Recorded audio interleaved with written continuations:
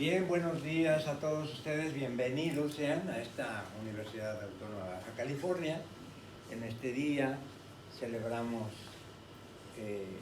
un evento en el cual sean todos ustedes bienvenidos y vamos a dar inicio a esta conferencia en donde vamos a hablar sobre este tema tan interesante y que atribuye a nuestro país. La obesidad en México y su manejo profesional. Como todos ustedes saben, la obesidad es una enfermedad crónica. Esta es recurrente y tiene una etiología completa, puesto que participan diversos factores que van desde lo genético, conductas sociales, psicológicas, metabólicas y se involucran procesos celulares muy importantes. Entonces, para empezar, vamos a entender que el balance entre la ingesta que nos da el aporte energético, cuando este es elevado, pues vamos a ganar peso. Y cuando el aporte lo disminuimos, pues vamos a tener una pérdida de peso. Nosotros sabemos que en la homeostasis de nuestro sistema tenemos que mantener un equilibrio, ¿verdad? Que sería un equilibrio entre el aporte energético y el gasto que nosotros hacemos de él. Bien, ¿cómo se desarrolla la obesidad? El principal motor es, como lo dijimos en la gráfica anterior, es un desbalance entre lo que comemos y entre lo que gastamos. Y aquí van a participar a muchos factores. Traemos también una carga. Los mexicanos tenemos un gen que es el gen mestizo. Ese nos predispone para la diabetes y una condicionante de la diabetes es la obesidad. Entonces aquí vamos a ver que hay diferencias individuales entre las familias, diferentes organizaciones que tenemos en nuestra comunidad y factores ambientales que se mezclan para darnos este proceso. El individuo pues, tiene como característica en el caso de la obesidad el sedentarismo. Hay un gasto energético y un balance entre la ingesta de energía y el gasto, pues que sabemos que predispone a la ganancia de peso. Asimismo, en nuestra sociedad y en la familia, pues hay muchos factores que se prestan para que nosotros tengamos mucho tiempo sedentarios y con un gran consumo de energía. La sociedad, asimismo, nos influye sobre muchas conductas, el acceso a productos, la agricultura, por ejemplo, ahora los alimentos transgénicos y muchas condicionantes que nos dan como resultado que la obesidad se vea multiplicada. También en cuanto a la sociedad, pues la urbanización, el sistema de vida, la tecnología, el Facebook, Instagram y todas estas situaciones nos conducen a un gran estado de sedentarismo. Y bien, vamos a ver ahora datos importantísimos, se van a sorprender. La prevalencia en el caso de la obesidad, vamos a ver que es el número de casos que ocurren de una enfermedad, en este caso el número de personas con sobrepeso, obesidad que tenemos en nuestro país y en el mundo, y vamos a tomar algunos casos. Para México, imagínense que este problema no solamente nos afecta a nosotros, sino a todo el mundo, pero miren la cantidad que tenemos. 410 millones de niños en el mundo tienen sobrepeso. Esto al 2017, estamos en el 2023. Tenemos 6 años de diferencia contra esta estadística, ¿verdad? 40% de la población mundial tiene sobrepeso y de esta, 15% de las mujeres tienen obesidad y 11% de los varones tienen obesidad. Aquí vemos una escala, una gráfica, en donde para 1980 había 147 millones de obesos en el mundo, teniendo una distribución de predominio en América del Norte, sin involucrar tanto a Canadá, México y Estados Unidos, casi similar con los países asiáticos. que tienen la mayor incidencia. Asimismo, Latinoamérica en Sudamérica. En el mundo, para 1980 había 147, para el 2008 se triplicó, 507 millones de obesos en el mundo. ¿Cómo sabemos que hay obesidad? Bueno, tenemos un IMC mayor a 30. Esta es una alarma completa. ¿Se acuerdan que en la gráfica anterior no aparecía Canadá? Y ahora vemos que estos son los 10 países, 12 países más importantes, os digo, con mayor obesidad en el mundo. Y ahí vemos que América del Norte completita, América del Sur continúa, y los países asiáticos, sobre todo, Australia. El top 12 de todos los obesos en el mundo, nos damos cuenta ahora que hay 650 millones contra 570 que había en el 2008. En 2023 tenemos 650 millones de adultos y 379 millones de niños y adolescentes que tienen obesidad y sobrepeso. Nosotros en el mundo ocupamos el número 12 como continente, ¿verdad? Estados Unidos, México, muy pegados. Aquí vemos en esta gráfica los países con mayor obesidad en el mundo, siendo países como Nauru, que tiene una prevalencia de 61%, 6 de cada 10 con obesidad.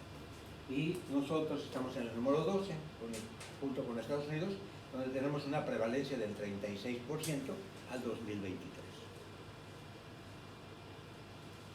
Tasas en Estados Unidos son alarmantes. Actualmente compartimos con ellos pues, el 36% de prevalencia de la obesidad, pero según un estudio del Centro de Control y Prevención de las Enfermedades en Estados Unidos, el norteamericano promedio pesa 26 libras hoy más de lo que pesaba en los años 50. Si vemos el tipo de gente que existía para mediados del siglo XX, pues hoy tiene 26 libras, aproximadamente 13 kilos más en su apariencia externa. Y la carga económica que representa este problema se estima en 172.000 millones por año en costos directos en la atención médica. De este tema ya habíamos comentado en alguna ocasión, lo que representa el costo de las enfermedades crónicas. Bien, en México, en niños de 5 a 11 años tenemos un 33.2%, según el Salud en el 2016. De 12 a 19 años, 36% con este problema, obesidad, sobrepeso. Pero lo alarmante y lo que más me asusta es que mis jóvenes de 20 años tenemos un 72%. Una tasa altísima, ¿verdad? Y vemos que la obesidad mórbida es más alta en el sexo femenino y que las zonas rurales y metropolitanas prácticamente no tienen diferencia. Esto quiere decir que las papitas y los gansitos y la Coca-Cola tienen una distribución universal. Mientras que las medicinas no llegan, la Coca-Cola, las papitas y los gansitos sí lo hacen, ¿verdad? Entonces, aquí vemos en esta gráfica cómo México para el año 2016 tenía una prevalencia muy similar a la que tiene ahora, 36%, ocupando el tercer lugar en el mundo. Y aquí tenemos nuestra gráfica para mis jóvenes. Miren, esto es lo que más me preocupa. Prevalencia, sobrepeso, 24.7 del total. De estos, mujeres 26%, hombres 23%. Pero en obesidad cambia. 18% de los adolescentes tiene obesidad y es más frecuente en los hombres. Y bingo, Baja California, Sonora, Sinaloa, Baja California Sur, tenemos el porcentaje más alto en este rubro. ¿Qué impacto económico tiene? Bien, hay un estudio que para 2035 va a superar 4 trillones de dólares el costo de esta pandemia. Y si lo comparamos con el COVID, fíjense, para el 2025 se va a comparar el gasto en obesidad lo mismo que se gastó durante la pandemia del COVID.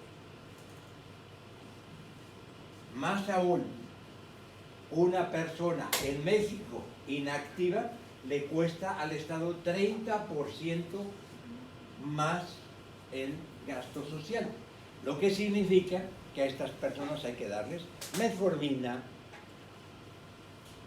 enalapril, losartán, glibenclamida, etc. Entonces, si este 30% se invirtiera en el diagnóstico temprano, se invirtiera en médicos, veríamos que tendríamos miles de profesionistas activos. En este momento, el presidente se queja que no hay suficientes médicos para atender las necesidades del país. ¿Por qué? Pues miren, aquí está la causa. Se gasta el dinero en curar enfermos crónicos. Aquí vemos una gráfica en donde comparamos el IMC y la edad de las personas. Perdón, IMC y la edad. Y a medida que aumenta la edad o aumenta el IMC, pues hay más riesgo de enfermedades crónicas. ¿Cuáles son nuestras enfermedades crónicas? Pues ya sabemos. Hipertensión, diabetes, artritis y demás. Como factor de riesgo, sabemos que las enfermedades crónicas, la diabetes, principal causa de enfermedades de nuestro país. Enfermedades cardiovasculares, el cáncer y muchas otras que tienen repercusiones tanto biológicas, psicológicas y sociales, como es el aislamiento, la depresión, etc. En algún caso vemos cómo nos afecta a todos, a ambos sexos y todos los estratos socioeconómicos, como lo vimos en las gráficas anteriores. Bien, ¿cuál es el abordaje fisiopatológico para entender nosotros la obesidad? Recordar que nuestra célula tiene una membrana con una bicapa fosfolipídica. Entonces, ¿dónde se va a almacenar la grasa? Pues especialmente aquí, en nuestra membrana celular. Y nuestra grasa produce adiposinas. Adiposinas que son tan importantes como la leptina para que sintamos hambre. Pero tenemos otra, adiponeptina, cuyo efecto metabólico es para la oxidación de lípidos, supresión de la gluconeogénesis. Aumentina, ¿cuál es su efecto metabólico? Mayor captura de glucosa. Pero hay otras que nos van a provocar daño. Resistina, resistencia a la acción de la insulina. Entonces, por lo tanto, predisposición a la diabetes. Y aquí comienza la escala, ¿verdad? Todas las demás que podamos señalar, vamos a ver cómo cada una tiene un efecto metabólico proinflamatorio o proaterogénico. ¿Qué significa esto? Que va a depositar grasas dentro de nuestros vasos sanguíneos, obstruyendo la homeostasis del medio interno, mala circulación, mal retorno venoso, etc. Y nos predispone a un efecto inflamatorio constante. ¿Sobre dónde? Articulaciones, huesos, músculos, cerebro, todo se inflama en nuestro cuerpo.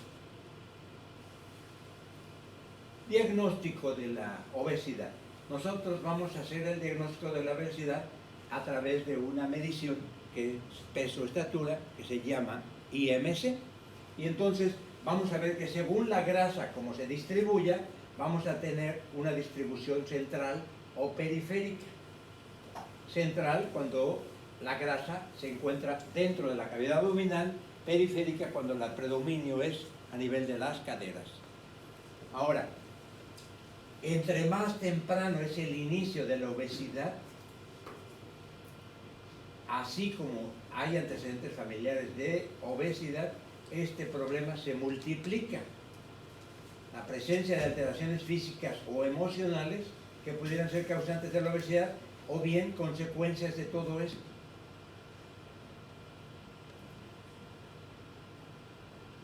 Ya sabemos cómo sacamos el IMC. Entonces, un IMC, la relación talla-peso, me va a determinar el IMC. IMC menor de 24, persona sana. IMC de 25 a 30, sobrepeso. Mayor de 30, obesidad. Y de ahí para arriba somos predisponentes a obesidad mórbida y todas las consecuencias que hay en las enfermedades crónicas. Clínicamente, bueno, pues sabemos que vamos a hacerlo con el IMC y lo que representa, ¿verdad? La cantidad de masa que hay libre como tal y la adiposidad. ¿Y qué dijimos? Que las adiposinas van a empezar a aumentar en proporción a conforme aumenta la proporción de masa.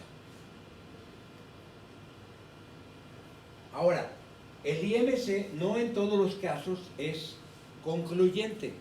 Si yo evalúo a un atleta va a tener un IMC más alto, pero porque tiene más músculo. Entonces tenemos que ser muy cautelosos a la hora de hacer el diagnóstico y no solamente considerar el puro IMC. También tenemos que ver la apariencia y los datos clínicos para el diagnóstico.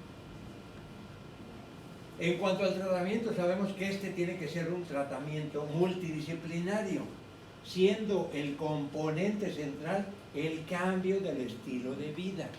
Y nosotros como médicos tenemos que hacer mucho énfasis, que no solamente señora haga cambio del estilo de vida, señor, sino modifique, entienda lo que eso significa. Modificar como, modificar mi sedentarismo, acercarme al profesional en psicología, si no lo puedo hacer solo, acercarme al profesional de la actividad física para que me dé un programa adecuado y sobre todo con el nutriólogo. El consejo médico es disminuir el aporte calórico y aumentar la actividad física, pero el responsable de una nutrición adecuada va a ser el nutriólogo. Entonces, para esto nosotros vamos a ocupar de una dieta hipocalórica restrictiva en calorías. Eso quiere decir que si yo tengo una demanda de 2000 calorías diarias, hago un recorte de 500 calorías y voy a empezar a disminuir mi aporte calórico. Y con eso voy a mejorar. Pero tengo que hacer ejercicio cardiovascular. ¿Y cómo lo voy a recomendar? Bueno, ya sé que puedo acudir a un profesional, pero en este caso quiero que ustedes se lleven esa información de cómo se puede saber si estoy haciendo una actividad física cardiovascular adecuada. Cuando trabajamos la frecuencia cardíaca al 50%, lo es para fortalecer mi condición cardiovascular. Cuando trabajo del 60 al 70% es para oxidar grasa y disminuir mi porcentaje de grasa. Eso significa que yo tengo que caminar, pero tengo que mantener mi frecuencia fija a una tasa.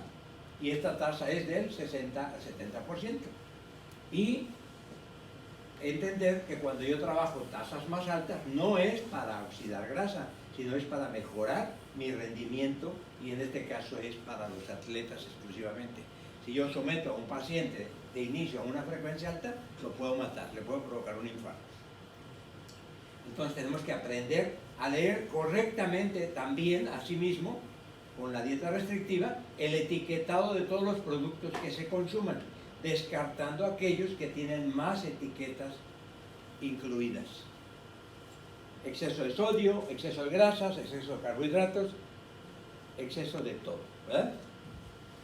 Bien, aquí nada más cabe resaltar, falta ponerles una gráfica sobre la frecuencia cardíaca, la fórmula mágica, 220 menos la edad por el punto 60 al 70 para oxidar grasa.